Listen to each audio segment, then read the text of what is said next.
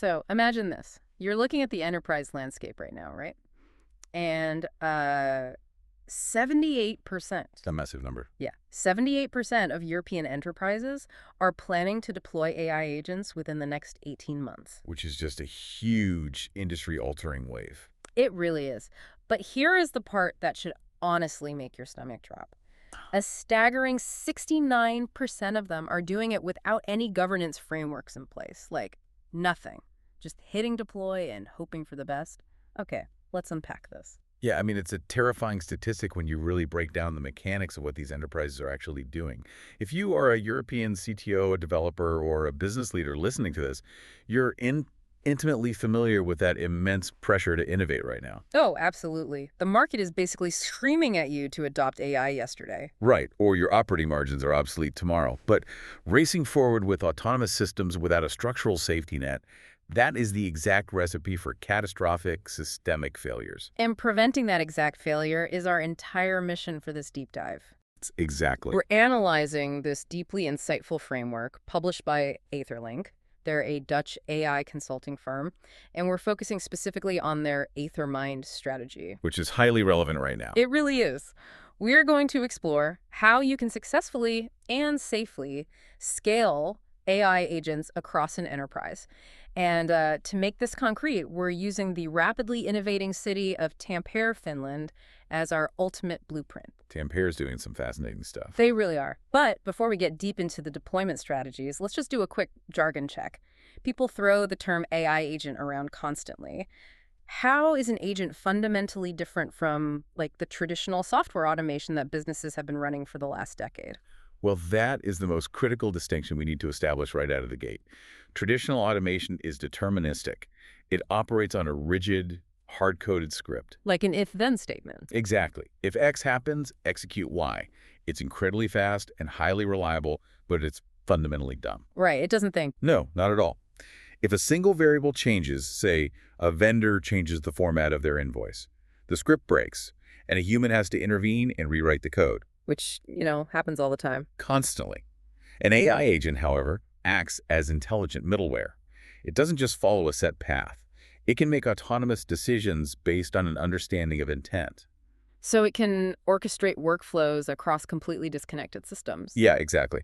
It evaluates real-time data and essentially adapts its approach on the fly to solve a problem without any human rewriting its logic. So it's not a train locked onto a specific track. It's more like a self-driving car actively navigating unpredictable traffic. That is a perfect way to visualize it. Yeah. The agent evaluates the environment and chooses the best route to the destination.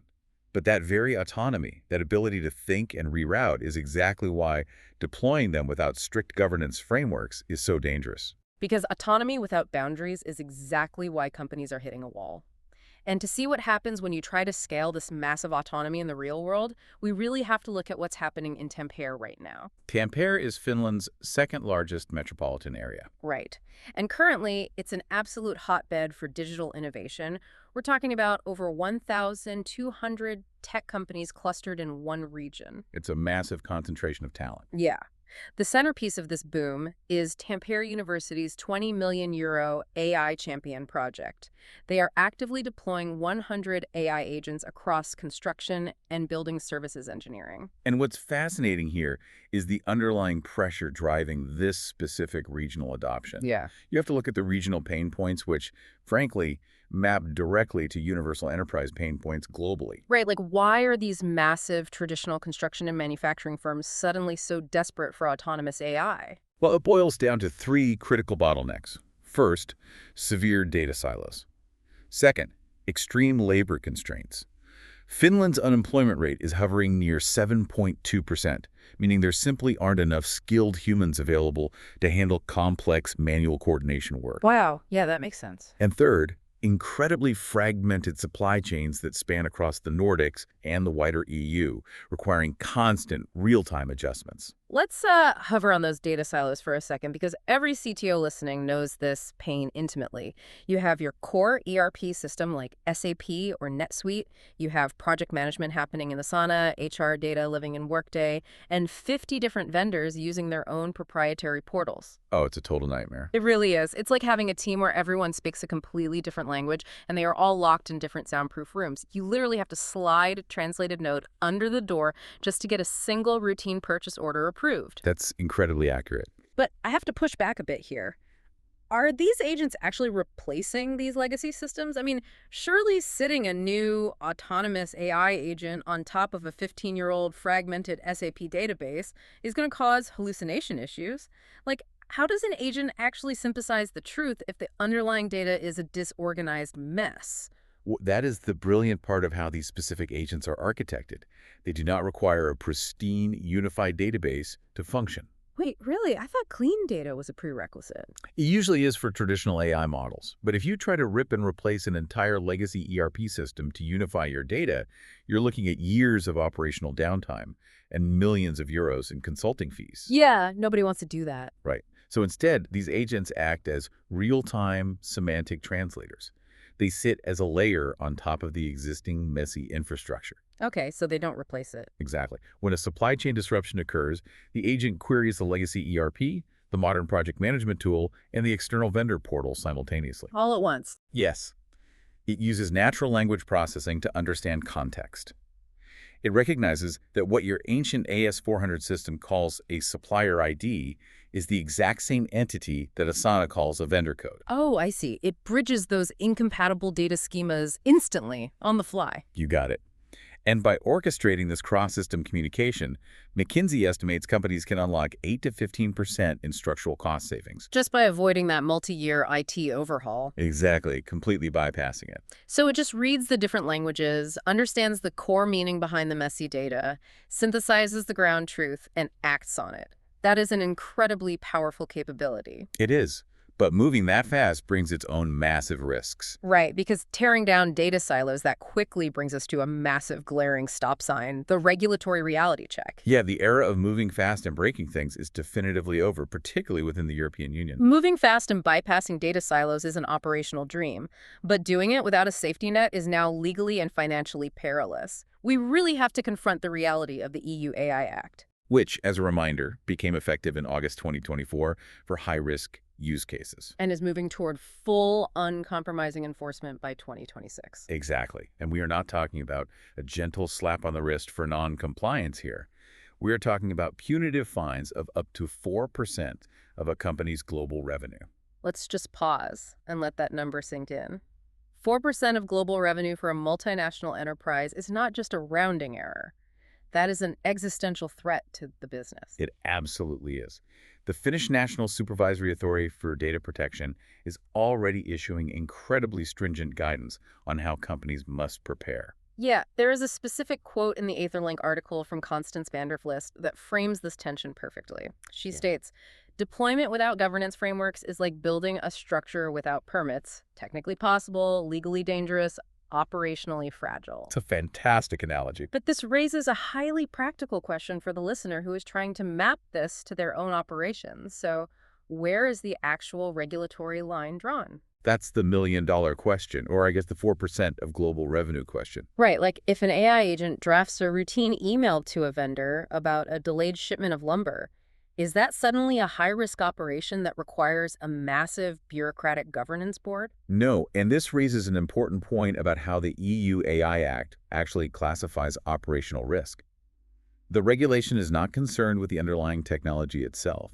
It is entirely focused on the application and the human impact of the decision being made. Okay, so the drafting of that routine email about a delay. That is categorized as low risk. It requires standard security protocols, but nothing draconian. What about optimizing a massive logistics schedule? That might elevate to medium risk, requiring enhanced monitoring and logging. But the high-risk category, the one that triggers mandatory, rigorous governance frameworks, involves anything that affects critical human rights or major business outcomes. Could you give an example of what that looks like in practice? Sure. If your AI agent handles personnel management, such as autonomous shift scheduling or performance evaluations, that is high risk. Makes sense. Or if it makes credit or contract decisions that financially impact suppliers. And crucially, in the context of Tampere's construction boom, if the agent handles safety-critical operations.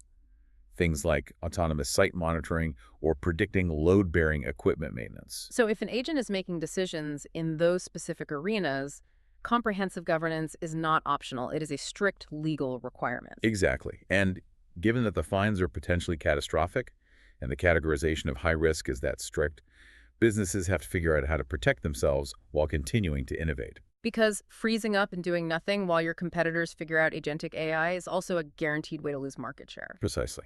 And this is where the AetherMIND approach provides a highly structured architecture. They advocate for a multi-layered governance framework that must be built directly into the AI deployment from day one. Rather than being bolted on as an afterthought once auditors show up. Right. It rests on 4 distinct pillars, starting with transparency and explainability. Now, here's where it gets really interesting to me. Oh. Because governance usually sounds like just, red tape. It sounds like compliance officers sitting in a room saying no. But the AetherMIND framework treats this transparency pillar as an operational asset. It really does. It isn't just about stopping bad things. It's about generating human-readable explanations for why an AI made a specific autonomous decision. Exactly. Like if an agent automatically reallocates €1 million construction budget, it has to be able to output a plain English log. Something saying, I move this budget because supplier X was delayed by 3 days, and historical transit data shows this specific alternative supplier avoids a cascading project delay. And that exact level of explainability is the cornerstone of non-repudiation. When a regulatory auditor knocks on your door or a supplier legally challenges a contract decision, you cannot look at them and say, well, the algorithm optimized it, and we don't actually know why. Right, that definitely won't fly. Not at all. Yeah. You need a deterministic audit trail of a non-deterministic system. So to put that simply for the listener, even though the AI agent is essentially thinking and adapting on its own, which is the non-deterministic part, it has to leave behind a perfectly clear step-by-step receipt of exactly how it arrived at its conclusion. That is the perfect translation. What are the other pillars? The second pillar is continuous monitoring. You cannot just deploy an agent and walk away. You need real-time dashboards actively tracking behavior drift to ensure the agent hasn't started making increasingly risky decisions over time. That makes a lot of sense. Then the third pillar is human-in-the-loop oversight, specifically for those critical decisions we discussed earlier. Right, the high-risk ones. Yeah. And the fourth is strict data lineage and access control, which ensures that the agent is only pulling from GDPR-compliant data sources and not hallucinating based on restricted information. And I think the framework also strictly mandates continuous bias testing, right? It does. Ensuring that your AI isn't, for example, quietly prioritizing one demographic's applications over another, or systematically favoring suppliers from one specific region due to skewed historical training data. Okay, so theoretical frameworks are fantastic. They look great in a boardroom slide deck. But does this multi-layered governance actually work in the chaotic real world without slowing day-to-day operations down to a crawl? That is always the fear, isn't it? Exactly. So let's look at the proof in the pudding. The AetherLink article details a highly specific case study of a Tampere-based construction firm. They're pulling in €35 million in annual revenue. They have over 150 employees, and they were operationally bleeding. Yeah, they're suffering from 18% material delays and 12% budget overruns across 12 concurrent massive projects. Which is brutal. When you have 12 concurrent construction projects, a 12% budget overrun is enough to wipe out your entire annual profit margin. Absolutely. And their initial impulse, like many companies right now, might have been to just unleash a swarm of AI agents on the problem to mathematically fix the supply chain routing. Just let the AI figure it out. Right. But instead, they formally implemented the AetherMIND framework. They started with a rigorous readiness scan. So they didn't just start writing Python code. No, they assessed their own data quality and governance maturity first. And what they found was alarming. Their historical supplier data was totally fragmented across different databases, and there were absolutely zero audit trails for past procurement decisions. So if they had just deployed autonomous agents into that environment, the agents would have been learning from complete garbage data. And likely would have automated those terrible procurement decisions at lightning speed, which is exactly how systemic failures happen. So instead, the AetherMIND team stepped in to design custom agents with very strict predefined boundaries. They delegated the routine, high-volume, low-risk queries to the AI, things like continuous logistics tracking across multiple vendor portals and generating automated requests for quotes based on real-time inventory dips.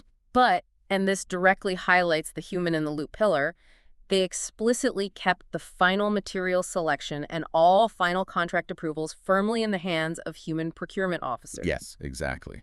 And the operational results from this 6-month pilot are staggering. Listen to this transformation.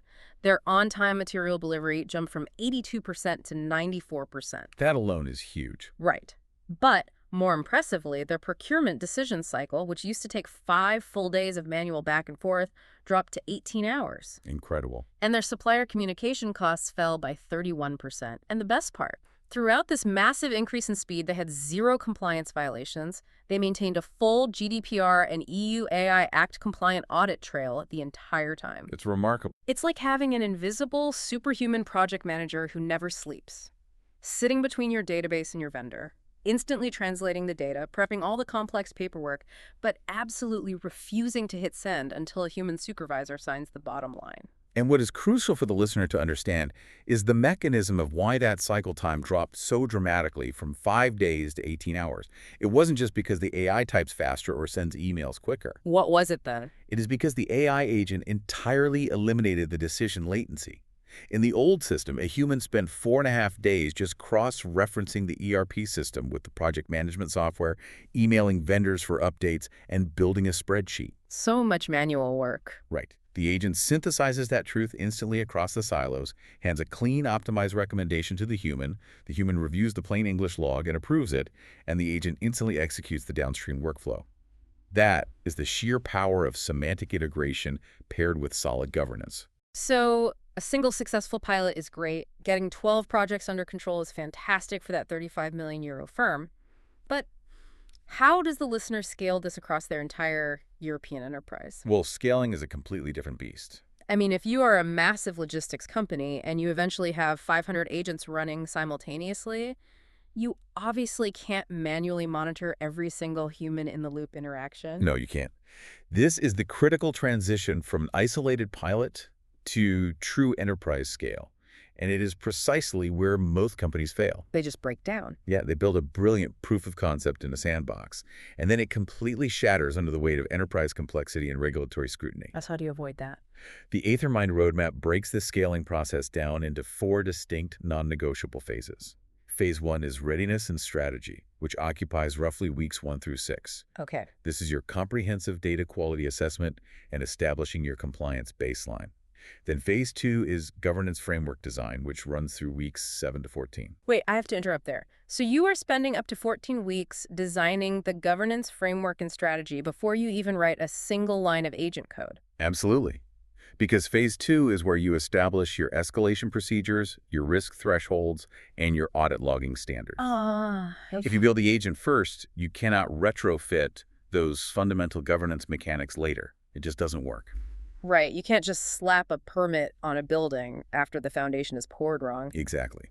Then phase 3 is the pilot deployment, spanning weeks 15 to 26, where you launch the agent in a controlled, specific, low-risk domain, like a construction firm did with routine logistics tracking. Okay, making sure it works. Yes.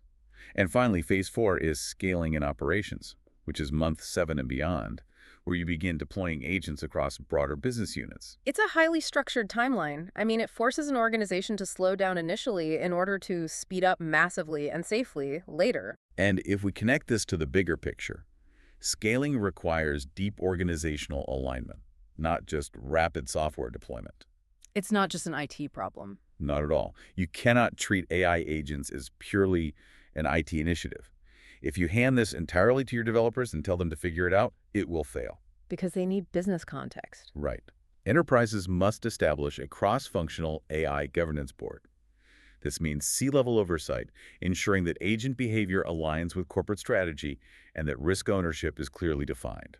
You also mentioned they need a dedicated team. Yes, a dedicated agent operations team whose sole job is monitoring those drift dashboards and managing incident response. And perhaps most importantly, AetherLink strongly recommends dedicating 30 to 40% of your total AI deployment resources strictly to organizational change management and human training. Wow.